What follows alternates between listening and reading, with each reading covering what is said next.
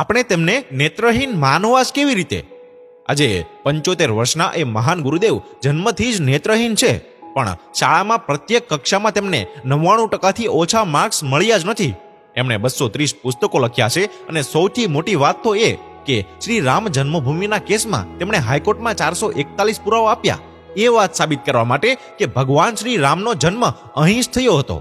તેમણે આપેલા 441 પુરાવામાંથી 437 કોર્ટે સ્વીકાર્યા. પણ એ દિવ્ય પુરુષનું નામ છે જગતગુરુ શ્રી રામ ભદ્રાચાર્ય.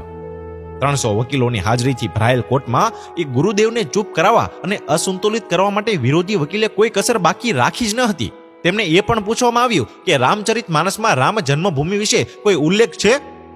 ત્યારે ગુરુદેવ શ્રી રામ ભદ્રાચાર્યજીએ સંત તુલસીદાસની એ ચોપાઈ સંભળાવી જેમાં શ્રી રામ જન્મભૂમિનો ઉલ્લેખ છે.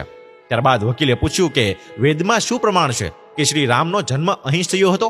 તેના જવાબમાં પણ શ્રી રામ ભદ્રાચાર્યજીએ કહ્યું કે અથર્વ વેદમાં દશમ કાંડ 31મા અનુવાદમાં દ્વિતીય મંત્રમાં આ વાતનું પ્રમાણ છે.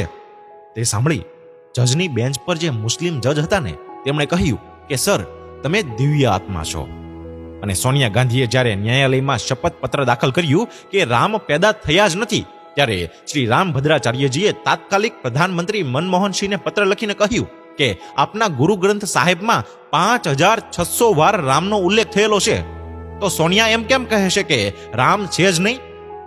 આ બધી વાત શ્રી રામ ભદ્રાચાર્યજીએ ટીવી ચેનલના પ્રખ્યાત જર્નલિસ્ટ સુધીર ચૌધરીને એક ઇન્ટરવ્યુમાં કહેલ છે. આટલી માહિતી આ નેત્રહીન સંત મહાત્મા કેવી રીતે જાણતા હશે?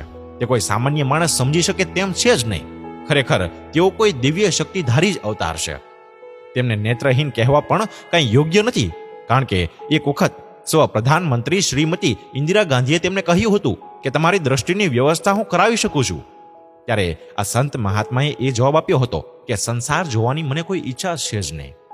તેઓ ઇન્ટરવ્યુમાં આગળ કહે છે કે હું નેત્રહીન છું જ નહીં, મેં કદી અંધ હોવાનું કન્સેશન લીધું જ નથી. હું તો પ્રભુ શ્રી રામને ઘણા નિકટથી જોઉં છું, તો પછી મારે નેત્રની શું જરૂર? આવા પુણ્યશાળી અદ્ભુત પ્રતિભાવના રામ ભક્તને મારા કોટી કોટી વંદન. જય જય શ્રી રામ.